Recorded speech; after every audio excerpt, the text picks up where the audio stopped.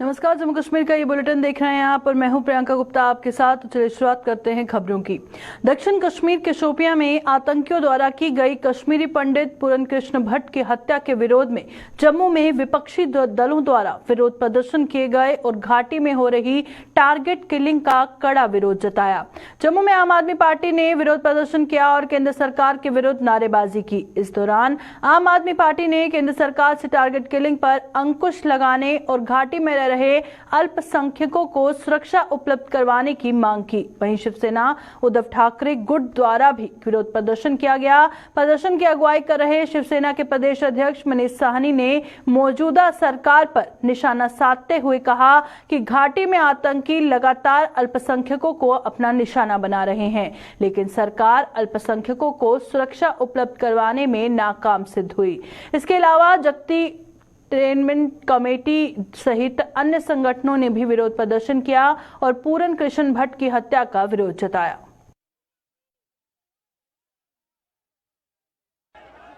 जो कश्मीर में कल टारगेटिंग किलिंग हत्या पूरन कृष्ण भट्ट की गई, उसके विरोध में आम आदमी पार्टी आज एक बहुत बड़ा प्रोटेस्ट जहां प्रेस क्लब में कर रही है। ये सरकार जो फेलियर है, जो आए दिन रोज कश्मीर में निर्दोष लोगों की हत्या की जाती है, निर्दोष लोगों को मारा जाता है, सरकार आंखें बंद करके सोई हुई है, आंखें मूंद कर कान बंद करके सोई हुई है। लेकिन हम ये कहना चाहते हैं कि इस तरह का जो लोगों के साथ जो हत्याएं हो रही है ये बंद होनी चाहिए। सरकार को कड़ा कदम उठाना चाहिए कि लगातार वहां पर लक्षित हत्याएं हो रही हैं। एक सोची समझी साजिश के तहत वहां पर अल्पसंख्यक समुदायों पर हमले हो रहे हैं और सरकार इसके अगेंस्ट लड़ने के अंदर, इसके खिलाफ रणनीति बनाने में पूरी तरह से विफल साबित हुई है। गत दिवस भी वहां पर जो है एक कश्मीरी हमारे पंडित भाई की हत्या कर दी गई, जो बहुत दुखदायी था, बहुत दर्दनाक था, मैं तो कहूँगा दुर्भाग्यपूर्ण था। और सरकार भी जो है खास करके कश्मीरी पंडितों को, हिंदू समुदाय को कश्मीर घाटी के अंदर सुरक्षा देने में पूरी तरह से नाकाम साबित हो रही है। कश्मीर पहले से ही 1990 से डिस्टर्ब है। 1990 से लगातार हिंदुओं को वहां से मार कर भगाने की घटनाएं हो, चाहे उनके घरों को लूटना हो, चाहे उनके व्यापार को लूटने का काम जो है 1990 में हुआ। उसके बाद लगातार हिंदू जो है वो कश्मीर के अंदर प्रताड़ित होता रहा, हिंदू वहां से पलायन कर गया। अब जाकर कहीं हिंदू दोबारा वापस जो है कश्मीर की धरती के ऊपर गया है, लेकिन अब हिंदू को दोबारा से वहां से भगाने की साजिश जो है वो कश्मीर के अंदर की जा रही है और लगातार जो है टारगेट किलिंग के तहत हिंदू को निशाना बनाने का काम जो है वो किया जा रहा है। ये पाकिस्तान की कारस्तानी है जिसकी हम मजम्मत करते हैं। उसके साथ साथ हमारी स्टेट और सेंट्रल सरकार की कमजोरियां हैं। ये कश्मीरी पंडितों के डेड बॉडीज पर सिर्फ सियासत करते हैं, पूरे हिंदुस्तान में वोट हासिल करते हैं हिंदुत्व के नाम पर, लेकिन हिंदुओं को बचाने में नाकाम है। या तो ये जानबूझकर ये करवाते हैं कि कश्मीरी पंडितों को मारा जाएगा और इनका वोट बढ़ जाएगा। दक्षिण कश्मीर के शोपियां जिले के चौधरीगुंड इलाके में आतंकियों की गोली के शिकार हुए कश्मीरी पंडित पूरन कृष्ण भट्ट को आज जम्मू के बनतालाब में नम आंखों से विदाई दी गई। बनतालाब में उनकी चिता को उनके बड़े भाई के बेटे शुभम ने मुखाग्नि दी और अंतिम संस्कार में कश्मीरी पंडितों के साथ साथ भारी संख्या में स्थानीय लोग भी मौजूद रहे। इसके अलावा जम्मू संभाग के divisional commissioner Ramesh Kumar, ADGP Mukesh Singh, DIG Vivek Gupta और जम्मू की डीसी अवनी लवासा सहित अन्य पुलिस व प्रशासनिक अधिकारी भी मौजूद रहे। अंतिम संस्कार में शामिल लोगों में घाटी में हो रही टारगेट किलिंग को लेकर भारी रोष था और लोगों ने सरकार के खिलाफ नारेबाजी की। लोगों ने कश्मीर को लेकर केंद्र सरकार की पॉलिसी पर भी सवाल उठाए। कश्मीरी पंडितों को वहाँ पर मार दिया, उसमें हमारे कुछ जम्मू के भी है, राहुल भट्ट को मार दिया, दीपक चंद को मार दिया, रजनी बाला को मार दिया, सुनील भट्ट को मार दिया। आज जो ये पूरन जी और इसको भी वहाँ पर अपने घर के गेट के बाहर मार दिया और जहाँ पर इस वक्त आर्मी का पोस्ट भी है और पुलिस का पोस्ट भी है और उनके सामने इसको मार दिया। और हम यही गुजारिश करते हैं, सेंटर से गुजारिश करते हैं कि कब तक वहाँ पर हिंदुओं को कब तक मारा जाएगा। वहाँ पर इस वक्त हालात 90 जैसे हालात है। हम गुजारिश करते हैं सेंट्रल गवर्नमेंट से, जितने भी वहाँ पर हिंदू है, चाहे पीएम पैकेज के हैं, चाहे नॉन पीएम पैकेज के हैं, चाहे वो जो वहाँ पर रहते हैं, मेहरबानी करके उनको यहाँ पर तब तक काम लिया जाए जब तक कश्मीर में हालात ठीक नहीं होते। किलिंग्स तो ये कोई रुक नहीं रहा है, ये कंटिन्यूसली हो रहा है। 12 मई के बाद ये मुझे लगता है तीसरी किलिंग है ये। पहले शोपियां में इससे पहले भी हुई थी, अब शोपियां में फिर से रिपीट हो रहा है। ये गवर्नमेंट ऑफ इंडिया की नाकामी है और उनकी पॉलिसीज ये दर्शाती हैं कि उन्हें कश्मीरी पंडित सिर्फ कश्मीर फाइल्स में चाहिए, बाकी ग्राउंड पे उन्हें कश्मीरी पंडित की अब जरूरत नहीं है। क्योंकि जहाँ पे वोट पॉलिटिक्स हुआ, हम सिर्फ 5 लाख लोग हैं, कहने को तो 5 लाख है, परमात्मा जानता है नंबर कितना है। तो उन्हें हमारे वोट चाहिए ही नहीं, क्योंकि हम बस 5 लाख मुट्ठी भर लोग हैं। उनको वोट चाहिए कश्मीरी मुसलमानों के, तो उनकी अपीसमेंट में लगे हैं। जब आप नोटिस देंगे, कॉम्प्रिहेंशन में इसको देखेंगे समस्या क्या है, उनके टारगेट में आप एक इंडिविजुअल भी है, कलेक्टिवली भी है। सरकार को ये सोचना चाहिए कि जो जैसे यहाँ का रिलोकेट इन बच्चों को यहाँ करिए जब तक की हालत जो कश्मीर में है वो किसकी जिम्मेदारी है? वो तो सरकार की जिम्मेदारी है। सरकार उस पर चुप रहेगी तो ये हत्या, ये नरसंहार, ये जीनोसाइड उनके मत्थे आएगा। उनको सोचना चाहिए। अगर उनके पास सोच का कोई ब्लूप्रिंट नहीं है तो वो हमसे बात क्यों नहीं करते हैं? वो परम कश्मीर को क्यों नहीं बुलाते? परम कश्मीर के पास एक रोड मैप है और वो हमने 35 साल पहले दिया हुआ है। रोड मैप हमने क्लियर कट दिया है कि ये जिहाद है और कश्मीरी हिंदू हो, कोई भी माइनॉरिटी हिंदू हो, वो कश्मीर में उन हालात में नहीं रह सकती है जिसमें 90 से पहले रहती थी। और अगर आप वो रोड मैप भी डिस्कस नहीं करना चाहेंगे, आप हमको भेड़ बकरियों की तरह वापस भेजने पे तुले हुए, this is not going to work और हमको एक्सेप्ट नहीं होगा। आजादी के अमृत महोत्सव के उपलक्ष्य पर प्रधानमंत्री नरेंद्र मोदी ने आज 75 जिलों में 75 डिजिटल बैंकिंग इकाइयों को राष्ट्र को समर्पित किया। इनमें श्रीनगर जिले के लाल चौक के पास क्लॉक टावर और जम्मू के छनीरामा से जम्मू कश्मीर बैंक में की एक इकाई शामिल है। प्रधानमंत्री नरेंद्र मोदी ने 75 जिलों में 75 डिजिटल बैंकिंग इकाइयों को राष्ट्र को समर्पित करते हुए कहा कि आज देश डिजिटल इंडिया के सामर्थ्य का फिर एक बार साक्षी बन रहा है। आज 75 डिजिटल बैंकिंग यूनिट्स देश के 75 जिलों में धरातल पर उतर रही है और जम्मू के छनीरामा वे मॉल के करीब स्थित जम्मू कश्मीर बैंक शाखा में एक विशेष कार्यक्रम का आयोजन किया गया, जिसमें केंद्रीय राज्य मंत्री डॉक्टर भारती प्रवीण पवार मुख्य अतिथि के रूप में मौजूद रहे और इस अवसर पर डिजिटल बैंकिंग को लेकर उन्होंने क्या कुछ कहा, आइए आपको बताते हैं।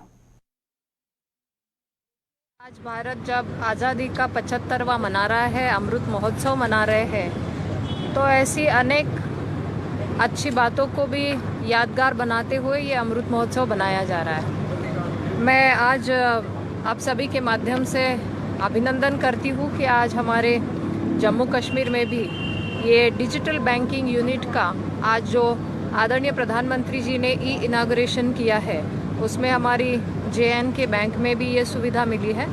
और ये सुविधा एक ईज़ ऑफ डूइंग के माध्यम से लोगों को मिलेगी, जिसमें ये सुविधा के साथ साथ सुरक्षा भी मिलेगी। मुझे लगता है ये एक अच्छी डिजिटल क्रांति का आज उदाहरण और एक तरीके से स्पष्ट हुआ है।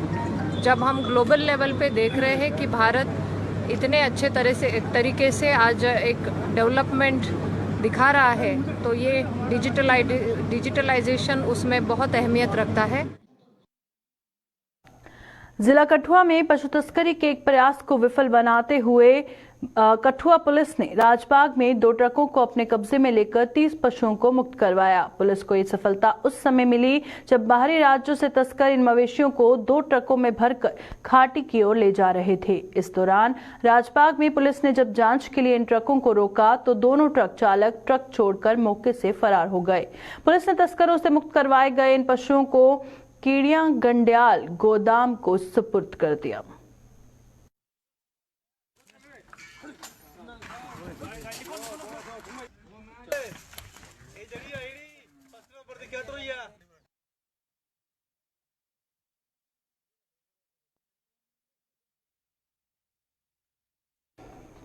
All India of confederation SC ST OBC organisation द्वारा जम्मू में तीसरे राष्ट्रीय सम्मेलन का आयोजन किया गया, जिसमें कन्फेडरेशन के नेशनल चेयरपर्सन उदित राज मुख्य अतिथि के रूप में मौजूद रहे और सम्मेलन में SC ST OBC वर्ग को पेश आ रही समस्याओं को लेकर चर्चा की गई। इस दौरान मीडिया को संबोधित करते हुए कन्फेडरेशन के नेशनल चेयरपर्सन ने पहाड़ियों को दिए जा रहे ST दर्जा का विरोध किया और सरकार से OBC वर्ग के लिए 27% आरक्षण देने की मांग की।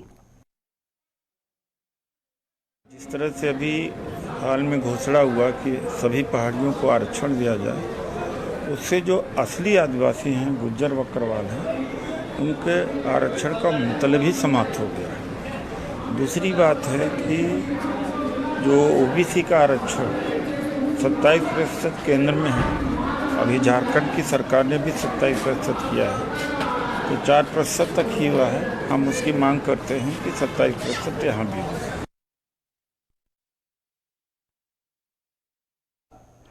जिला कठुआ के दयाला चक बिलावर मार्ग पर बस और ट्रक के बीच भीषण टक्कर हुई। भीषण टक्कर के बाद यात्रियों से भरी बस खाई में जा गिरी, जिसमें बस में सवार करीब 1.5 दर्जन यात्री घायल हो गए। इस हादसे की सूचना मिलते ही पुलिस ने स्थानीय लोगों की मदद से घायलों को उपचार के लिए हीरानगर उप जिला अस्पताल में भर्ती करवाया।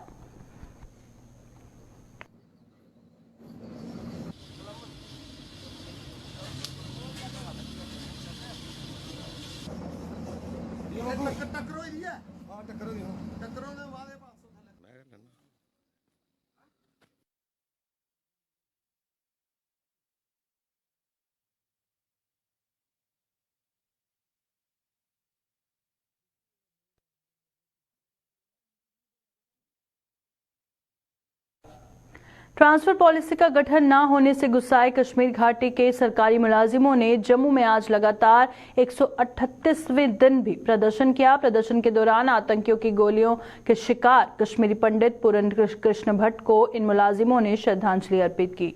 इस अवसर पर इन मुलाजिमों का कहना था कि घाटी में टारगेट किलिंग का सिलसिला जारी है और ऐसे में अल्पसंख्यकों का घाटी में रहना मौत को दावत देने के बराबर है। उन्होंने सरकार से जल्द उन्हें सुरक्षित स्थान पर तैनात करने की मांग की। 138 दिन से हम यहाँ पे बैठे हैं और एक ही आवाज़ बोल रहे हैं कि जो कश्मीर के हालात हैं वो माइनॉरिटीज़ के लिए ठीक नहीं।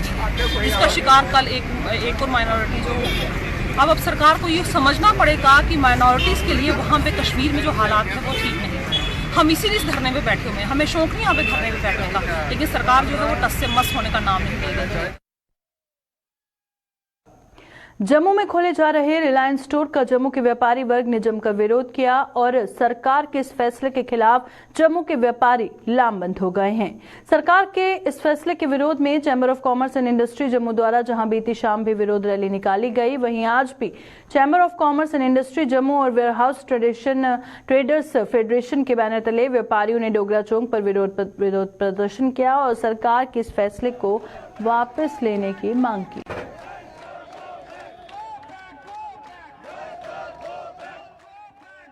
यही चाहते हैं कि इस प्रोटेस्ट के बाद गवर्नमेंट जो है इस अपने डिसीजन को रीथिंक करे, फिर से सोचे कि हमें किस तरह से इन स्टोर्स को बंद करना चाहिए और हमारे जो व्यापारी हैं जम्मू के उन लोगों को अपना काम करने देना चाहिए, क्योंकि छोटा व्यापारी जो है वो अपने परिवार के साथ साथ बहुत सारी एम्प्लॉयमेंट जो है ये अगर ये सोचते हैं कि रिलायंस अगर यहाँ पर 200 लोगों को यहाँ पर लोगों को नौकरी देगा, ऐसा कुछ नहीं है। एम्प्लॉयमेंट जो है हमेशा छोटा व्यापारी जो है अगर आप उसकी तरफ देखेंगे हर दुकान पे आपको 1, 2, 3 इस तरह के जो मतलब जो उनके काम करने वाले लोग जो हैं वो मिलेंगे। LG साहब को, एडमिनिस्ट्रेशन को इसके ऊपर जल्द से जल्द फैसला ले, बजाय इसके कि हमें फिर सभी अपनी जनता को यहाँ पर इनविटेशन देना पड़े और जनता जो है आकर के कोई फैसला कर ले, जिससे सारा सिस्टम जो है वो डिस्टर्ब हो जाए। ऐसा है कि रिलायंस जो है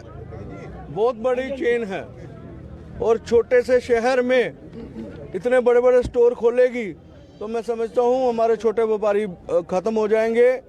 और जो ऑर्डर रेगुलेट हुआ है ग्रॉसरी स्टोर में बियर बिकने का, वो रिलायंस के कारण ही हुआ है।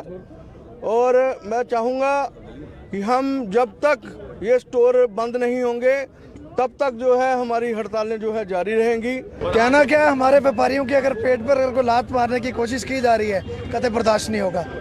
Will not tolerate when it comes to your bread and butters of our traders, will not tolerate.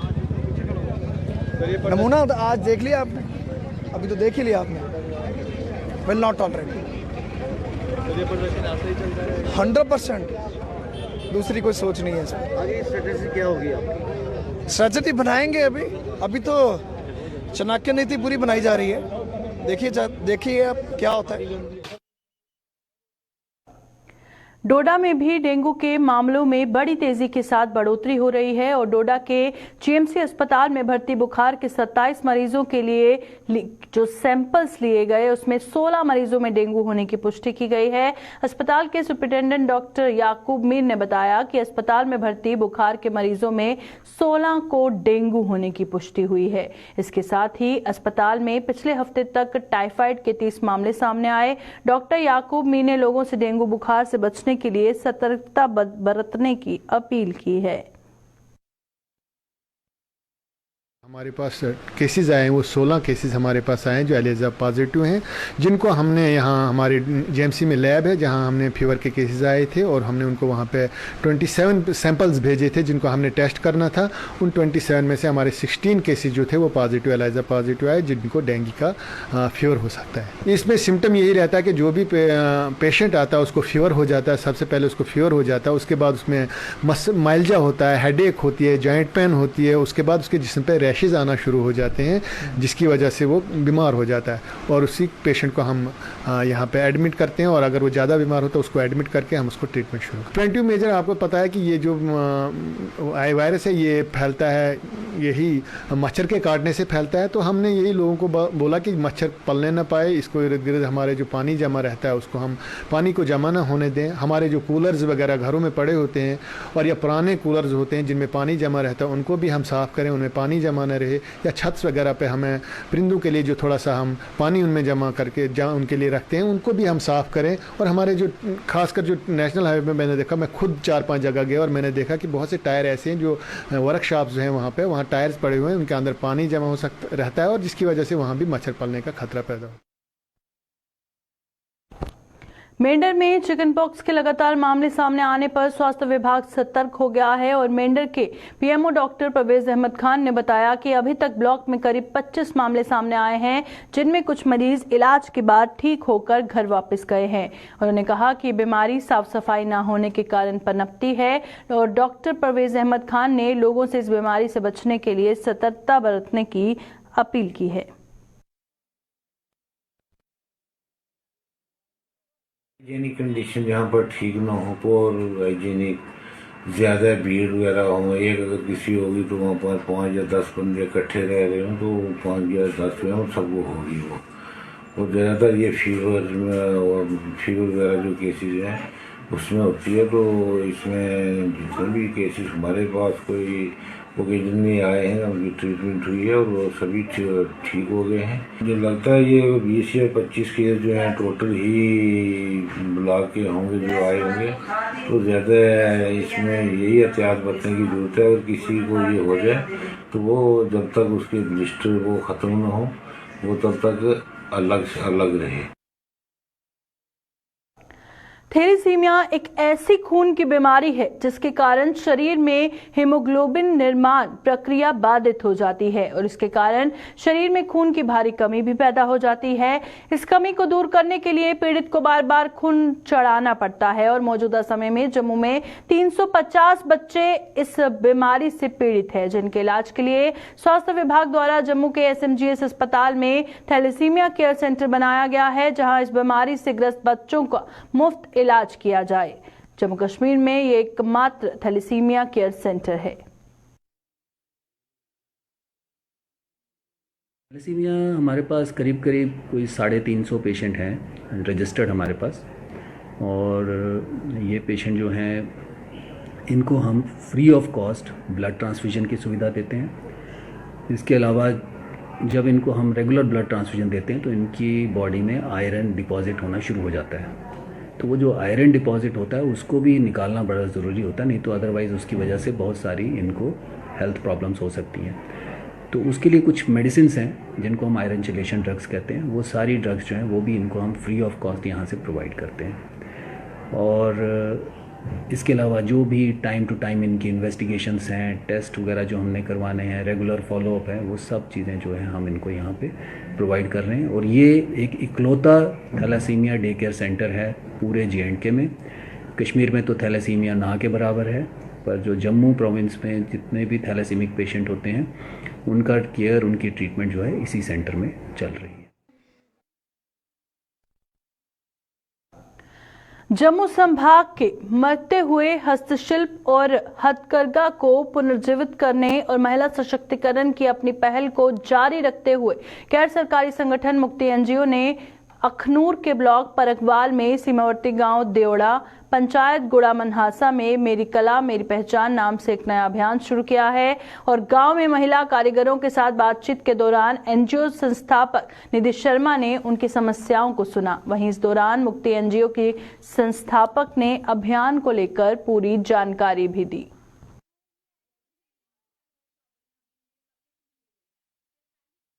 सब जानते हैं कि 2019 से लगातार हम वोकल फॉर लोकल यानी कि आत्मनिर्भर भारत की इस मुहिम को आगे बढ़ा रहे हैं, जिसके तहत हमने किश्तवाड़ की जो लुप्त होती पराली की जो कला थी उसको उजागर किया और अंतर्राष्ट्रीय मेले में लेकर गए, जिसको सम्मान भी मिला। और उसके बाद अब लगातार वो मुहिम जारी है और आज से मुक्ति संस्था की मुहिम मेरी कला मेरी पहचान, हमने ये अभियान शुरू किया है देवरा गांव से, जो कि बॉर्डर के बेहद नजदीक है। केवल 1 किलोमीटर की दूरी पर ये गांव है। आप देख सकते हैं महिलाओं ने तरह तरह के सामान पकड़े हैं। मैंने भी ये जो है वो टोकरी जो काफी बड़ी है वो ली है, पक्की है, ये बीने हैं, ये तमाम चीजें हैं। तो हमारा इस अभियान का मेरी कला मेरी पहचान मुक्ति संस्था का जो ये अभियान है, इसका मकसद यही है कि महिलाओं में अपनी कला जो उनको भगवान की तरफ से एक वरदान है उसे लेके सम्मान जो है वो महसूस हो, और सम्मान से आत्मविश्वास, और आत्मविश्वास से वोकल फॉर लोकल, और उसके तहत आत्मनिर्भर ये सारी महिलाएं बने। जैसे कि 50% आबादी देश में जो है वो महिलाओं की है। तो अगर भारत को सशक्त बनना है, आत्मनिर्भर बनना है,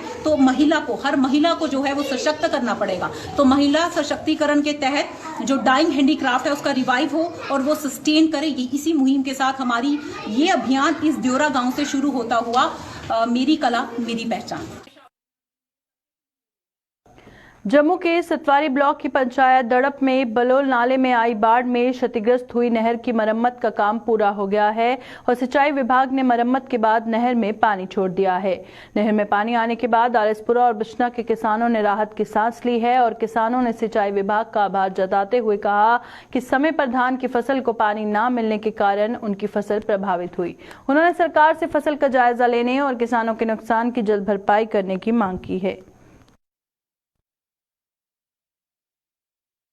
जनाब की नहर कल 15 तरीक की साड़ी जी नहर टुटी थी दड़प तो वो कल 15 तरीक की इन्होंने कल की रिपेयर कर दी थी। नहर पानी आ रहा कल का, तो पानी आने की वजह ये किसान वीर ने बड़े खुश होए ने भाई ठीक है, बड़ी देर तो नहर टुटी दी 2-3 महीने तो कल का नहर से पानी आना शुरू हो गया। तो जी साड़ी फसल है हूँ अपनी फसल में पानी ला के असीं अपनी फसल जी तैयार करांगे।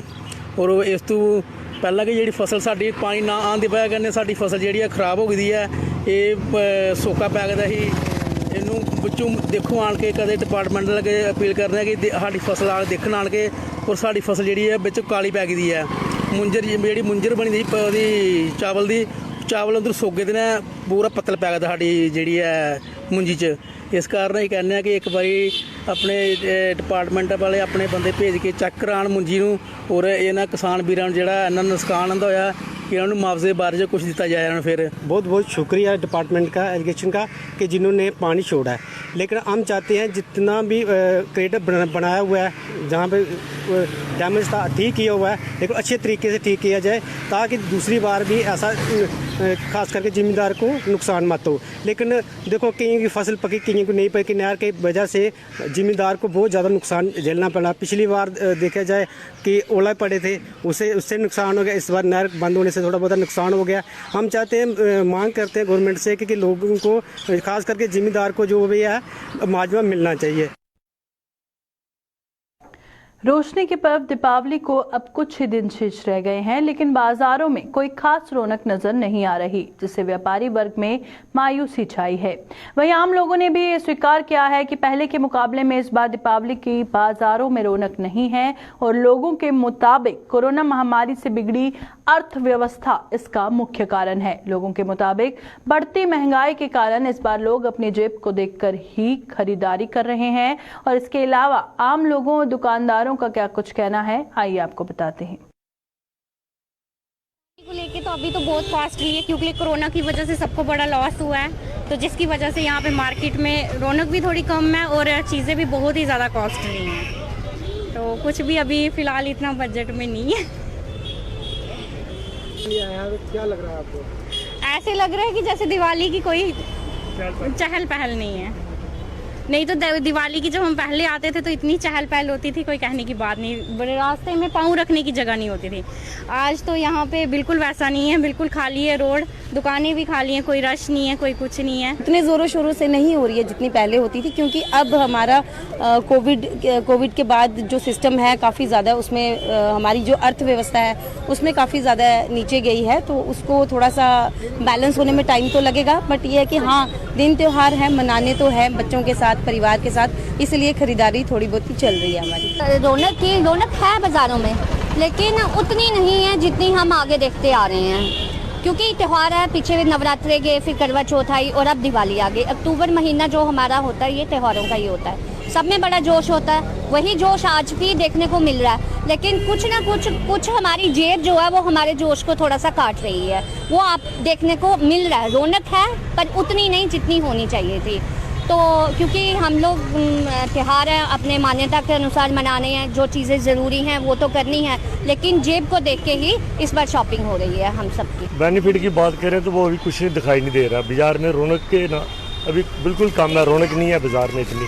दिवाली का सीजन आगे 10-15 दिन पहले रौनक बाजार में काफ़ी होती थी, लेकिन इस दफ़ा कुछ ऐसे ही कम ही लग रही है रौनक बाजार में। क्या कारण क्या मानते हैं कि लोगों के पास पैसा नहीं इतना रहा जितना पहले होता था। किसी टाइम लोगों के पास काम भी बहुत था, पैसा भी बहुत थे, अब काम भी कम हो गया तो पैसे भी उसी हिसाब से मार्केट में।